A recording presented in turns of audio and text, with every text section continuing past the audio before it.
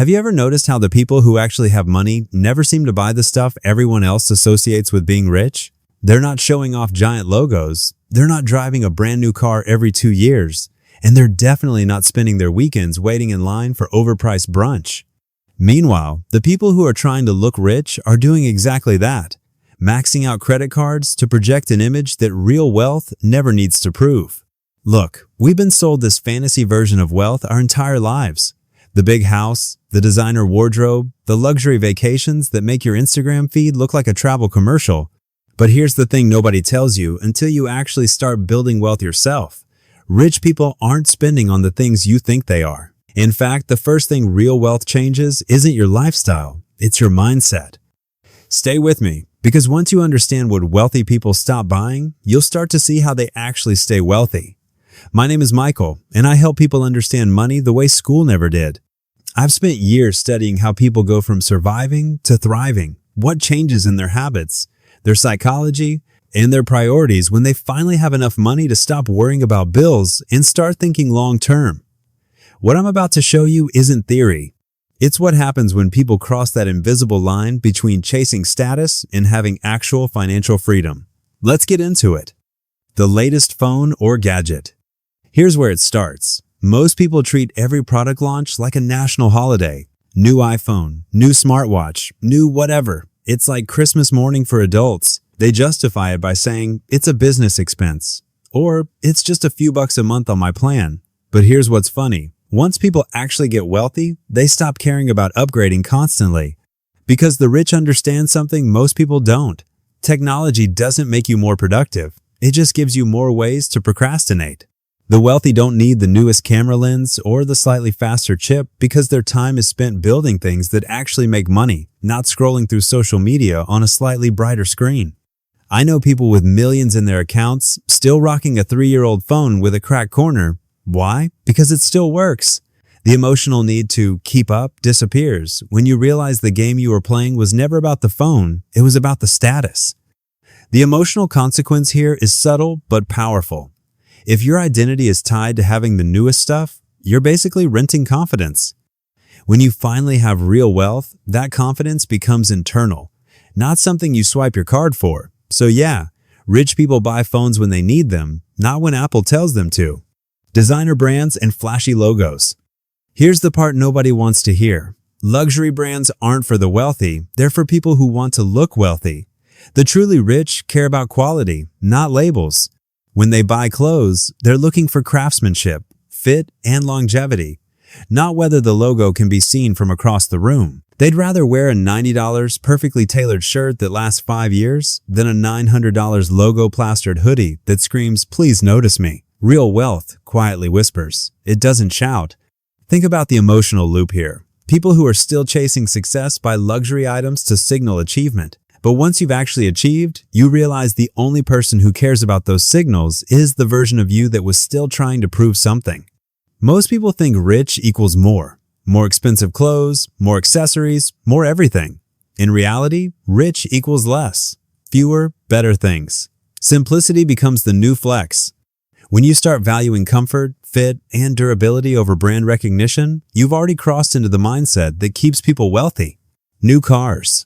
This one's brutal because it exposes how people mistake financial comfort for financial freedom. The second someone gets a raise or a bonus, they're at the dealership convincing themselves that a $70,000 SUV is a reward for hard work. But the people with actual wealth, they don't play that game. They've seen the math. They know a brand new car loses around 20% of its value the moment you drive it off the lot. That's not a reward, it's a financial punch to the face.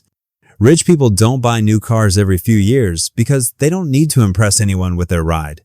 They buy reliable cars, maintain them, and keep them for a decade. And if they do splurge, it's usually on something that holds value or is bought outright, not financed at 7% interest while pretending it's a good deal. The emotional consequence of constant upgrading is that you never feel satisfied. There's always a newer model, a flashier trim, a limited edition that makes you question your perfectly good car. When you finally have wealth, that need to prove yourself on the road disappears. The wealthy realize that peace of mind while driving a paid-off car feels way better than sitting in a leather seat that still belongs to the bank. Giant houses. Let's talk about the suburban dream. The massive house, 5 bedrooms for a family of 3, a yard you barely use, and a mortgage that makes you question all your life choices. For decades, owning a big house was seen as the ultimate status symbol. But here's what's changed. The rich have figured out that square footage doesn't equal happiness. In fact, the bigger the house, the more it owns you. More space means more maintenance, higher utility bills, more furniture, more cleaning, more everything. What started as a dream becomes a full-time job. Truly wealthy people eventually downsize, not because they can't afford more, but because they value freedom over excess. They realize that having fewer things means having fewer headaches. There's also the privacy factor. Real wealth values invisibility. The idea of having your address easily Googleable or being the biggest house on the block becomes a security risk, not a bragging point. The emotional shift is huge. When you stop trying to fill your house to fill a void, you start realizing that space without peace is just stress, with better lighting. The rich want comfort, not clutter. Luxury vacations for social media.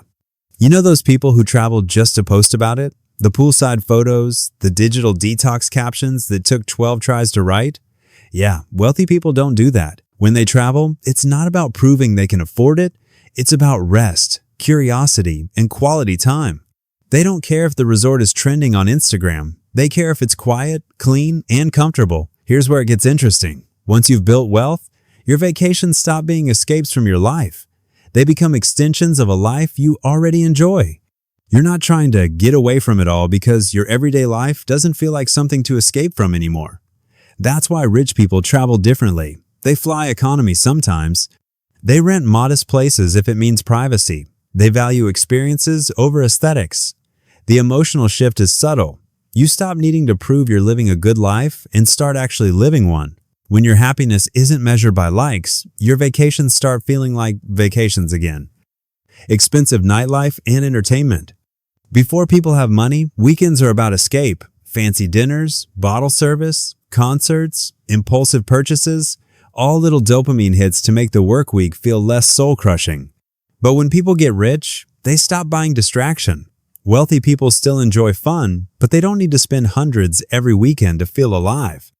You'll find them hosting dinner with close friends, not waiting in line for a club. They're not dropping $200 on drinks. They're sipping a $20 bottle of wine they actually like. They've learned that peace is a better high than nightlife. And here's the psychological reason why. When you're broke or stressed, spending feels like control, like you're buying happiness for a few hours.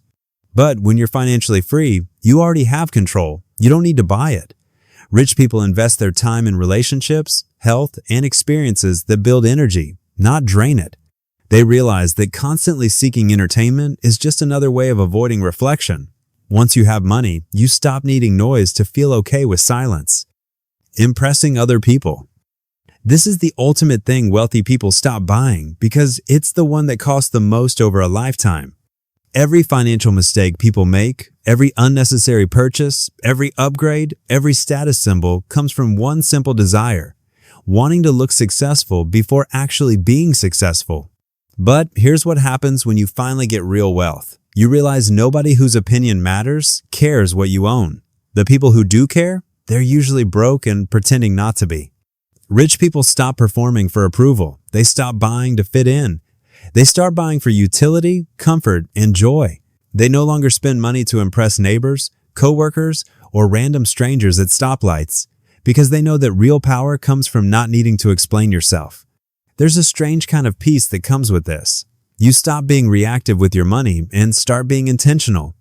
Every purchase either moves you closer to your goals or away from them, nothing in between. That's the real freedom money gives you. Not more stuff, more clarity. So, let's zoom out for a second. We started this video talking about the things rich people stop buying. The newest tech, designer logos, new cars, giant houses, social media vacations, expensive nightlife, and the need to impress others. But what ties all of these together isn't the price tag, it's the mindset. Real wealth isn't about accumulation, it's about elimination. It's removing noise, clutter, and status chasing until what's left actually matters. Most people spend their lives trying to look rich. The wealthy spend their lives trying to stay free. So maybe it's time to flip the script. Instead of asking, what can I afford? Start asking, what can I stop buying that's keeping me stuck? Because at the end of the day, you don't need to look rich. You need to stop being stressed.